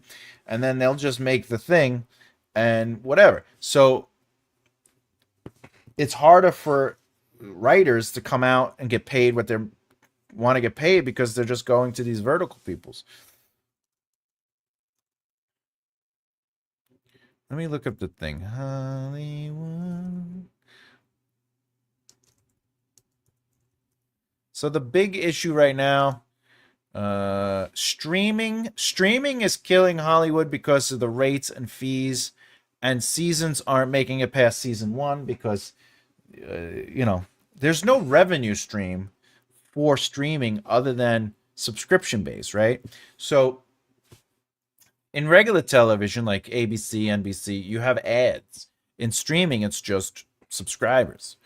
However, streaming has caused a 30% drop in entertainment jobs since 2022 and pushed production activity in Los Angeles to its lowest levels in 3 decades.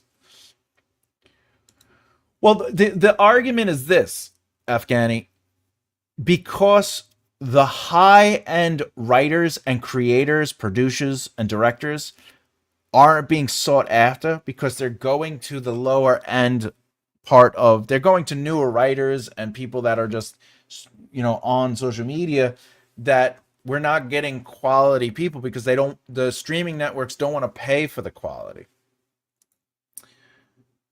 That's funny. But even my buddy who's working on a show right now, right, for Netflix, this is how they did it. Netflix signed the show for a 10-season deal, but they are optioned per season, which means they could get dropped at any point, but they are guaranteed for 10 seasons. Then the writers on that show aren't top-end writers. They're like newer writers because streaming, you could pay lower ends, and you don't have to pay for the names. And that's the big deal that's happening. So it isn't that They're blaming it on streaming. Streaming is a cause. So back in the day, more so when I was in the entertainment industry, you could write a screenplay for a movie. The movie gets picked up by a producer. The producer gets the money to film it. They film it and then they distribute it through aggregation or an aggregator. And that aggregator will sometimes go through a studio and whatever the case is. Now the movie goes into the theaters and maybe it breaks even. Let's assume it breaks even because you have a couple of names in it. What happens is that movie gets off there and then you go to DVD sales. Nowadays, what happens is the studio or the aggregator says, why don't we throw it on streaming first? So they do a limited release into theaters, right? Whether the movie is good or not, the limited release in theaters is already cutting your return. First off, then they also show it on streaming. And if you pay $10 on streaming, you could have a family of four watching streaming instead of a family of four buying four tickets, right? So that cuts the cost. So that's what when they're talking about streaming is historically lowering the return on films and television and all this stuff. It's because of the model itself. I also agree. I also agree with you on that the quality of movies and television shows are going down. But to be fair, the quality of movies going down in streaming is because the writing model, as per what my friends are saying who are still writing in that industry, is that they are told by the producers and the studio to ultimately, the note is, you have to reiterate the plot every X amount of minutes. And the reason is the phones, because the idea is that people are on their phones while something is playing. So it's this looking up element that they're trying to supply. So people, if they get lost in what's happening, they shut the show off or they don't watch the whole thing. So that's one element of it. So that absolutely decreases the value of a performance or the show itself. So there's a lot going on. There are a lot of reasons as far as that goes. No. Look, writers that are worth their weight in gold, as they might say, are writers that have been doing it for a while. These are writers that understand productivity, one. They understand character, narrative. They've made the mistakes. They've had the mentors. But if you're hiring someone from, say, TikTok because they have a following, yes, they have a following. Yes, they're good at verticals. They're good at short form or short attention spans.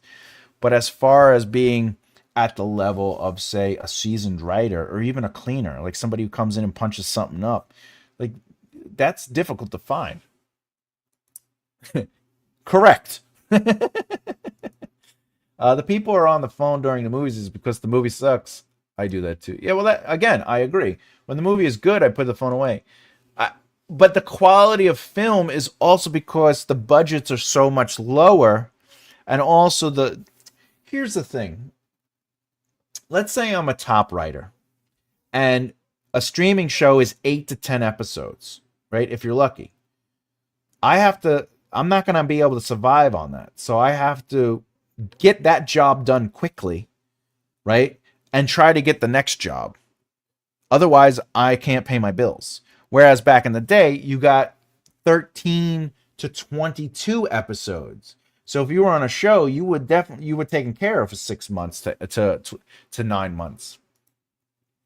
The budgets are really low in comparison. It seems like it's higher only because inflation. The cost to film something is higher in that sense. But in retrospect, or I should say,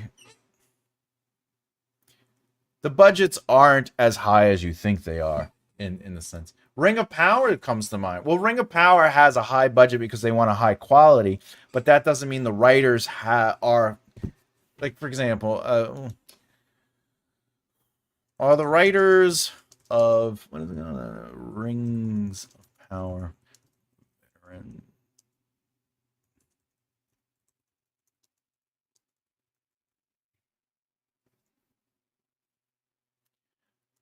The writing staff of Ring of Powers is a mixture of both, with the core leadership consists of writers who were relative.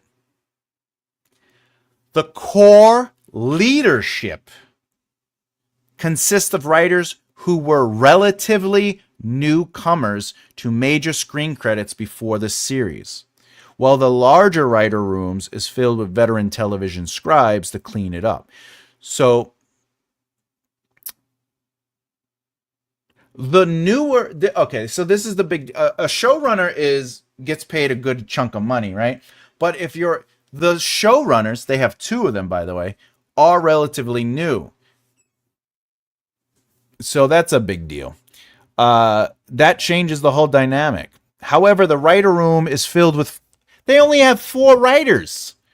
They have the two showrunners, and then they have four writers. And the four writers, one is from Breaking Bad. Oh, Jennifer.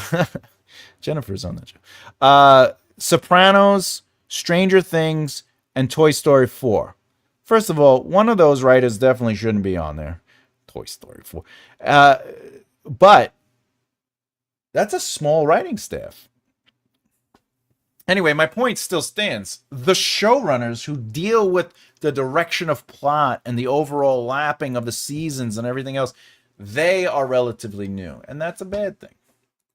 How much of a budget goes to the writers? Well, it depends on if it's streaming or not, right? So, and I know that they just upped the writers.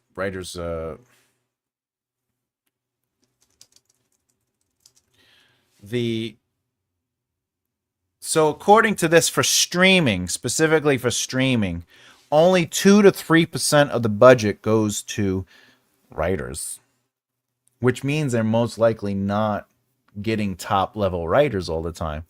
So on episodic budgets, this means if a streaming episode costs $4 million to produce, the writer's share, depending on the number of writers and their seniority, will fall likely between 80 and 120,000. Now, for WGA, if you don't know, a weekly minimum for a nobody on a series, not a streaming, but on a series, gets $4,500 for the week, but they could also get up to $10,000 a week, depending. Now, the more of a name you are, the higher that goes. However, the other thing is streaming just recently started doing residuals, but it's like not even 2% on the royalty of it.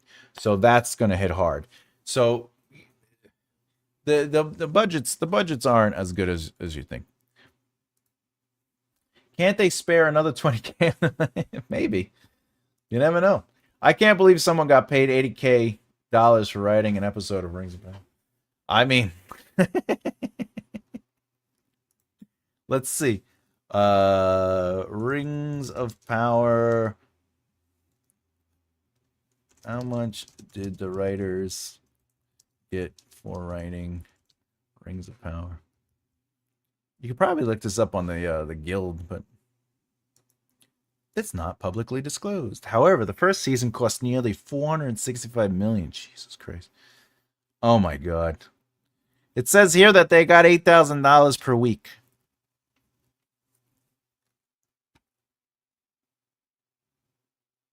Damn.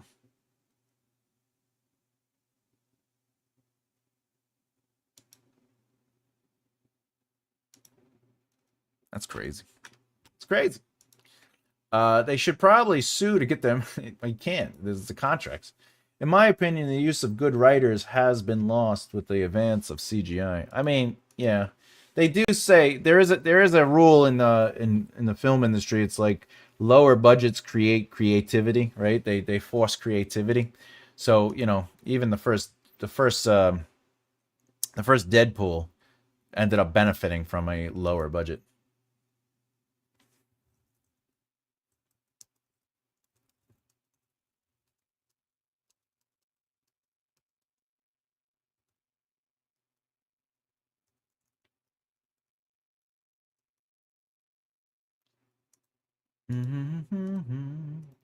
Easier to blow something up than to write a decent character-driven movie.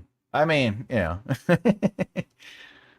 Let's see. Oh, here's some other examples of why Hollywood is falling apart. Oh, well, the streaming bubble. Strikes and post-strike hangover. So there were, I don't know if you remember, in 2023, there was a dual strike. There was the writers and the SAG, which sucked. Um, then there's out of state. So out of state credits that causes the Hollywood to fall down. Originally, Atlanta, Georgia was a hot spot, and they were all going there. Sometimes they film in Cleveland, Ohio, believe it or not. But the big places they go now for the better tax credit is the UK, Canada, and Australia. So that's something to think about.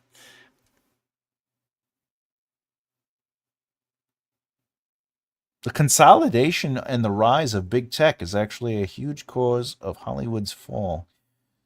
Because of Netflix and Amazon, major productions and distribution players has fundamentally disrupted the legacy studio model, which is what I was talking about earlier with like it plays in the theater, it may break even, and then there's you sell the DVDs, and then once the DVDs are sold after a certain amount of period, then they get licensed to broadcast on certain networks. Sometimes HBO usually has a first serve contract with it, probably doesn't anymore, but they had a first come uh, process.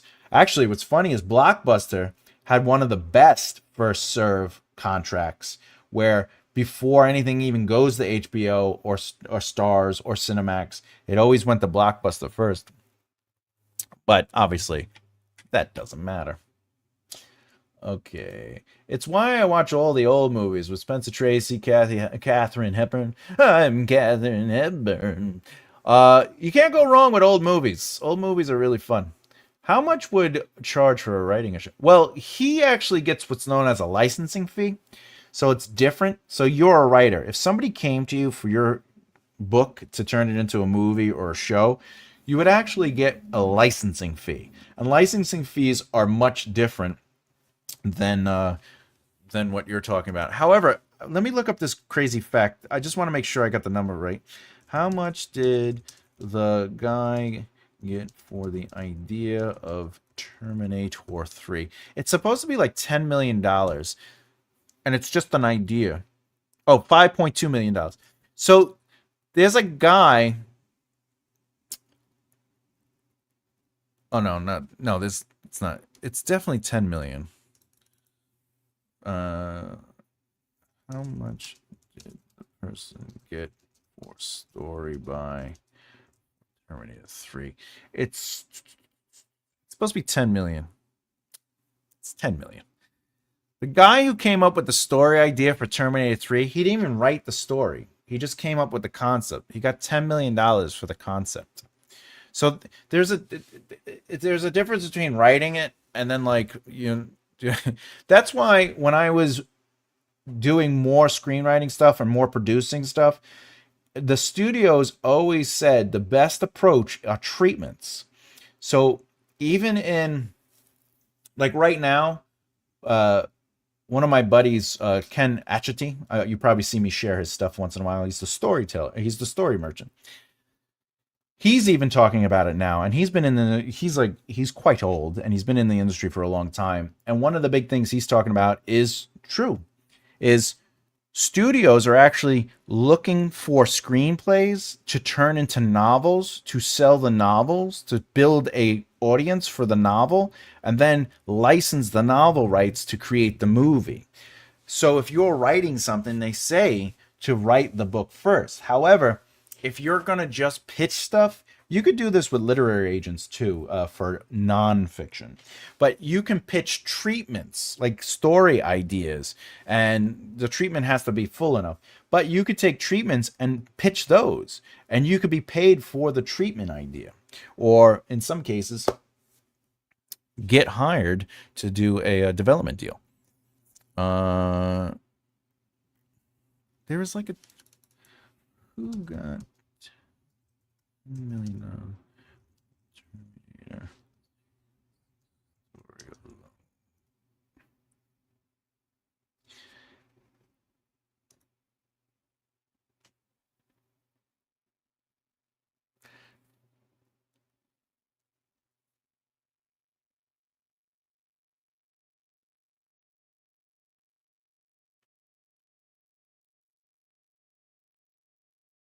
I might be reading this wrong, but Gale and Hurd got $14.5 million for the original story rights, just the rights, the licensing rights, for Terminator 3 Rise of the Machines in 2003. So it was actually more than 10 million. That's crazy. It's just an idea. Anyway, I guess there would be a high chance he wouldn't finish. That's funny. That's what I was going to comment. That's funny. They used to come to Alberta until our premiere became a stupid twit.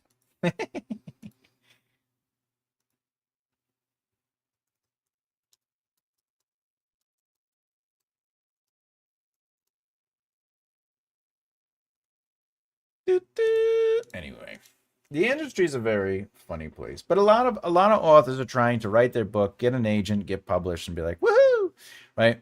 But there are so many different paths and avenues that you could really approach depending on what your career path looks like. And that's always something that writers need to think about. It can't just be, I'm writing a book. Like, are you just happy writing books? Then fine. But if you want a specific career and you want to make specific kind of money, there is a path and there are things you can be doing to enhance that. But with that said, it's 4 o'clock, which means I'm out. Everybody, I had a lot of fun. Thank you very much for hanging out, chilling like a villain. With that said, I'll see you next week, I guess, right? Next week. Oh, remember, just to be clear, this week is an off week for the How to Write a Narrative series. There will be no video for anyone who is subscribed to the YouTube membership, Patreon, or Substack. I will be continuing the videos the following week. There are 8 videos coming out, hopefully more than that, but there are 8 currently in the queue. It's just I have to take a break because I'm taking a break from the library for 1 week, and then I'm going back. And the way I've been doing it is I ultimately take the lesson I wrote for you guys, I teach it at the library, and then through that, I adjust and clean it up, and then I take the notes that I created based on how or what I end up saying, and then I record a version for you guys. So I want to kind of take a break from that for 1 week, but it will be back. Other than that, I'm Thomas J. Bellezza, and as always, keep developing the right mindset. I'll see you next time. Bye.